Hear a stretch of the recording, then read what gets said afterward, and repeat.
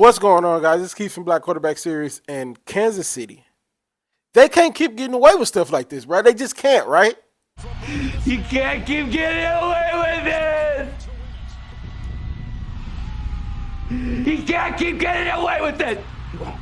So, hey, my name is Keith. I do Black Quarterback Series, and today we got Week 10 review. So, just like the intro said, they cannot keep getting away with this, right? So, we're going to start with Kansas City. Patrick Mahomes, 28 for 42, 266 yards, a touchdown. They just keep finding ways to win. Like, Patrick Mahomes didn't have a world beater type game. They were getting to him. They were making, not miserable, but they were making him uncomfortable. They were getting him off his score, so to speak, and he still got it done when it needed to be get it done. There's a theme with this year's team, other than the defense being spectacular, other than the defense being really, really good. They're taking long, as I'm fiddling with my notebook, they're taking long, sustainable drives this season. They're not these one-shot drives that they used to be back in the day, maybe even a few years ago when he had Tyreek and all those guys.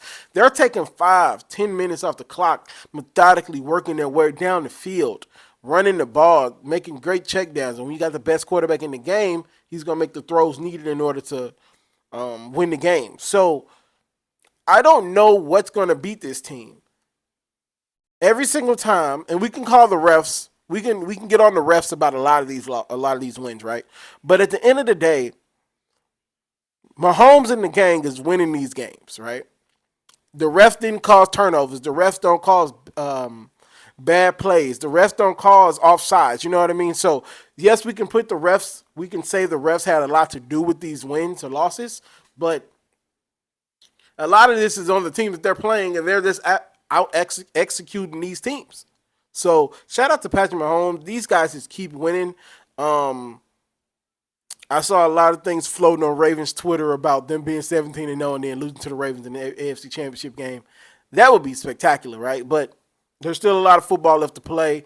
I don't think Pat is going to play a lot of these games down the stretch just off precaution, because that knee, even yesterday, or the ankle, even that ankle, he was gimpy yesterday. So that's going to be a thing, and I think I said this last week. That's going to be a major thing that they need to worry about. But these guys just keep winning. They just keep winning. Andy Reid, Travis Kelce, Taylor Swift. They just keep winning. Like, I don't. It gets frustrating to a point, but you can't knock them winning. We're gonna talk about more winning later on at the end of the show when I do my one shots about some teams that I saw that I didn't really get a chance to watch. But shout out to Kansas City. Like, it must be being a Kansas City fan, like from the ground up when this first started. Got to feel like being a Golden State fan in the late 2010. So shout out to you guys. I'm not gonna hate you guys getting it done. The game that I really wanted to watch, but was the KC game, was on because I'm in Missouri. The Steelers game, Steelers versus Washington, felt like an old school AFC North drug it out slug fight. Like, at one point Washington was up 10, and I didn't think that lead was safe at all, and then it wasn't. So let's get to the numbers, and then we'll talk about this great game. So Jaden Daniels was 17 for 34, 202 yards, 2 touchdowns. McLaurin, I need to figure out how to pronounce his name. I always struggle with that. It was week 10, I should know, you would think. 5 receptions, 113 yards. Russ, who I think should probably be comeback player of the year, 14 for 28, 195 yards, 3 touchdowns and an interception. So we're going to work our way backwards, and then we're going to work our way through the game. I don't know his name, and I'm not going to put him on Front Street. The defensive tackle that jumped on the first hike, they preach, even in high school, even when I was in high school, they're not actually going to run this ball. They're not actually going to snap this ball. They're trying to get you off sides. And so for you to jump on the first hike, that might have cost you your job, bro. Like, that's inexcusable. That's inexcusable. But they should have never been in this point if Washington would have handled their business and scored in the drive before. So, but Russell Wilson came to play. That play to Mike Williams, it frustrates me because Mike Williams should be a Raven at the very least. But Russell Wilson is showing why they let him sit and get all the way healthy. This is the Russell Wilson that I saw all my late teen years, early 20s, when he was running them boys with Seattle when he was making all the plays and just being a Hall of Famer. If they can go on to win a Super Bowl or at least make it deep in the playoffs, this is gonna rejuvenate Russ's career, and we're gonna look at Denver as a blip on the radar. So, and Bo Nix was great. I got on my thing. Bo Nix is good. Bo Nix is really good. Or not Bo Nix. I'm sorry. I was talking about the Kansas City game. I meant to say that in the Kansas City game. Bo Nix is really good, and I think Denver have finally found their guy. Sorry about that. I meant to say that in the Kansas City game, but I was just so enamored with Kansas City and how they got it done. So, but Jaden Daniels came to play. You can tell that this was like his first slobber knocker, so to speak. His first like drag out fist fight type of game in the NFL, and they made it difficult on him. I'm not gonna say he was running for his life, but they made Jaden Daniels think twice about it with that nasty front line that Pittsburgh have, and they made life rough for him. That Pittsburgh defense is gonna make life rough for you because they play the greatest dual threat in NFL history twice a year. So if you're I'm not gonna say Jaden Daniels is a clone, but if you're any version of Lamar Jackson, they're gonna know how to play you because they play the standard of that archetype every 2 years, and they play really well against Baltimore. I think Lamar struggled. Those are the games he struggled the most in. Like, and they play Baltimore next year, and that game should be the Sunday night game, but I don't know if it is. I think it's a 1:00 game, and it shouldn't be. But so they were regularly prepared for him. I know Mike Tomlin got on the mic and said they're not the same quarterback, and Lamar's a 2-time MVP. He's a different monster. I agree with that. But in theory, the same game plan that you have for Jaden is almost the same game plan you have for Lamar, except the one for Lamar is bigger.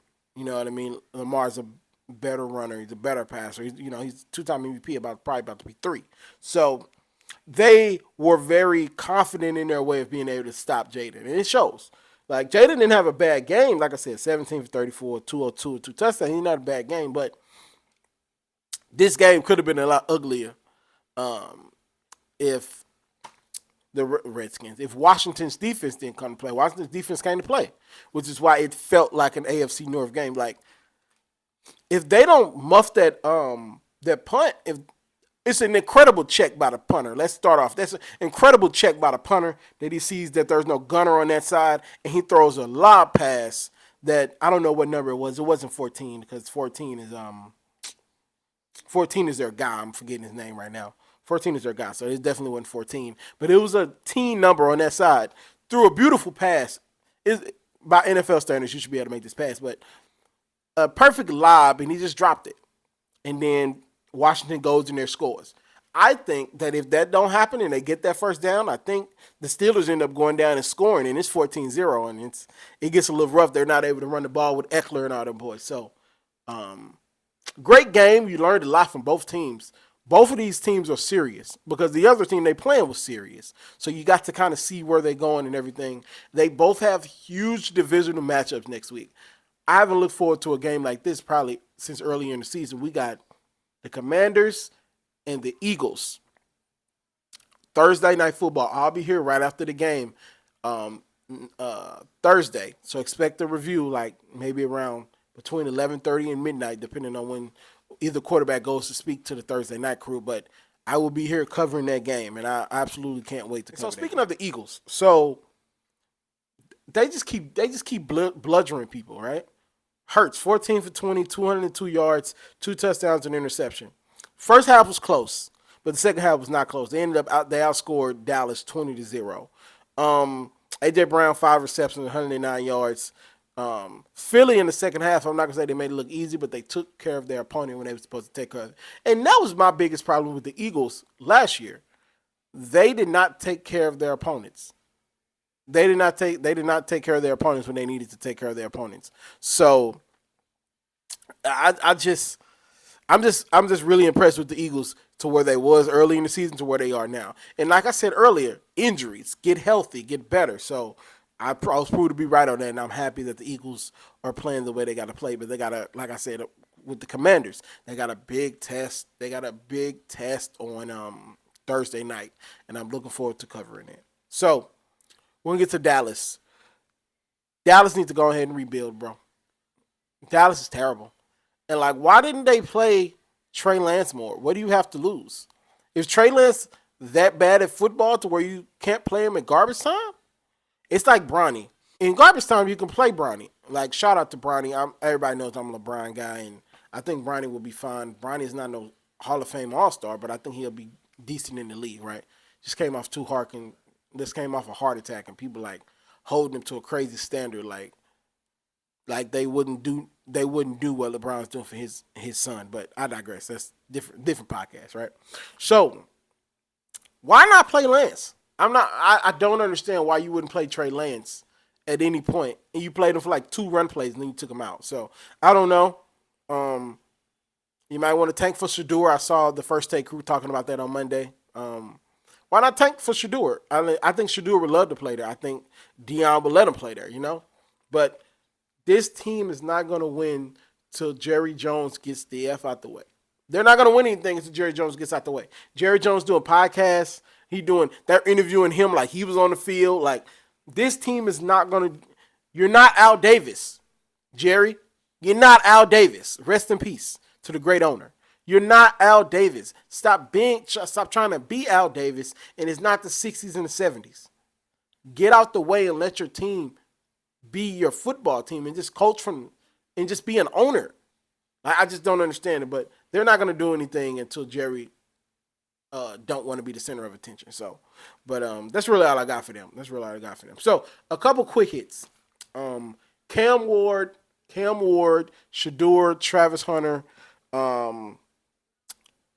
Bryce Young, and the Bears as a whole. So we're going to attack those. So Cam Ward, Shador, and Travis.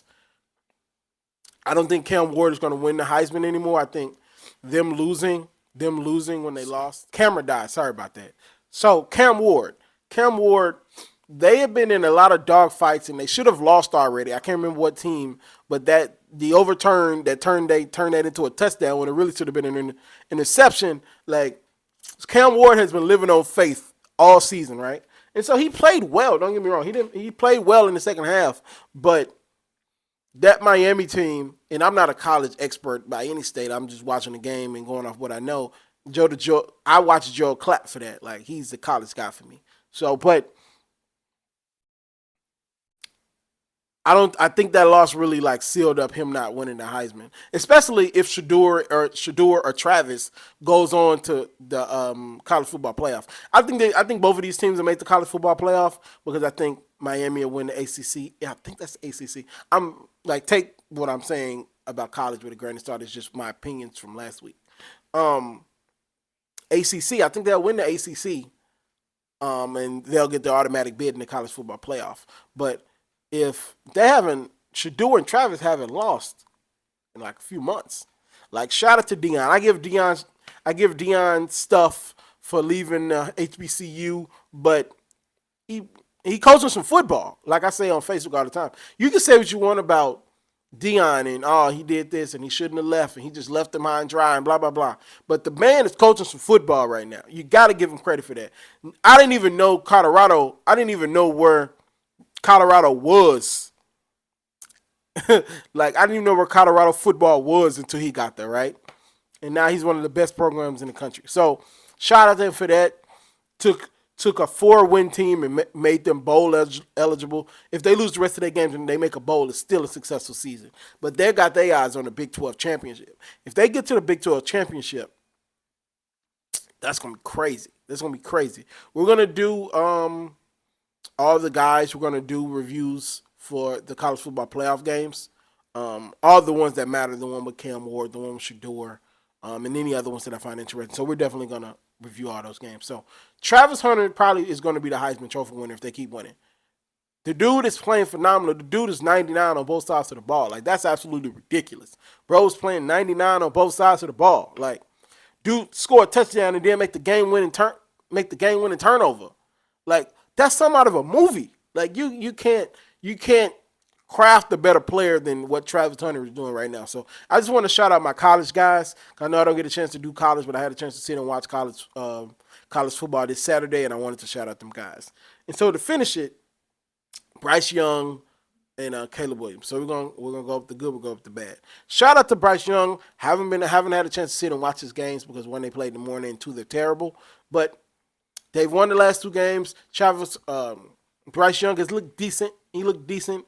I saw a clip of him smiling the other day. That is wonderful to see. That like warmed my heart to see him smiling. Wins will do that for you. And y'all just gave the Giants the number 1 pick. So I think they should go forward with Travis and build that team around him. Look at what Drew Brees did with a young quarterback. When Drew Brees is better, Drew Brees is a Hall of Famer. But take the Drew Brees New Orleans model, how you build around a small quarterback. Take the Seattle Seahawks, how you build a team around a small talented quarterback, and do those 2. But do I think I think his name is David Tepper. Until Cam comes back in that building as an advisor, I don't think Carolina will be good at all. But it remains to be seen. I don't think Cam Ward, I don't think none of those guys are going there, right? So, last. I came on the channel and said this, that I thought that Chicago was going to make the playoffs. I had no idea how inept that Chicago as an organization is in developing your quarterbacks. Jaden Daniels looks phenomenal. Bo Nix looks great. Hell, even Justin Fields looked good in his month playing. It's a Chicago thing.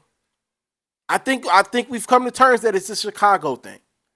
It's a Chicago thing. They don't train or make good quarterbacks. They gonna need a whole organizational philosophy change because they got Caleb out here looking like a bust, looking like he's running for his life the whole game. You lose 19-6 to a 2-win Pat team with a rookie head coach to Drake May, who's also a rookie, who looks probably better than you. I don't really want to blame that on Caleb.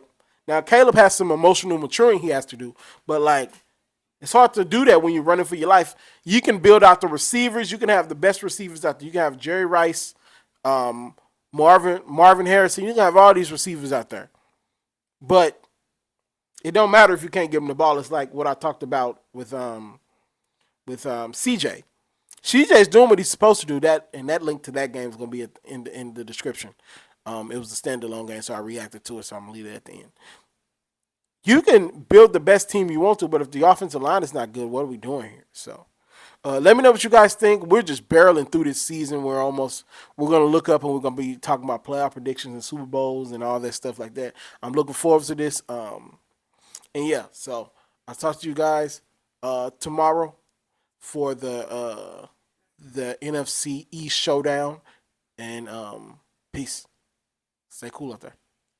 Well, not cool, but yeah, stay cool. Peace.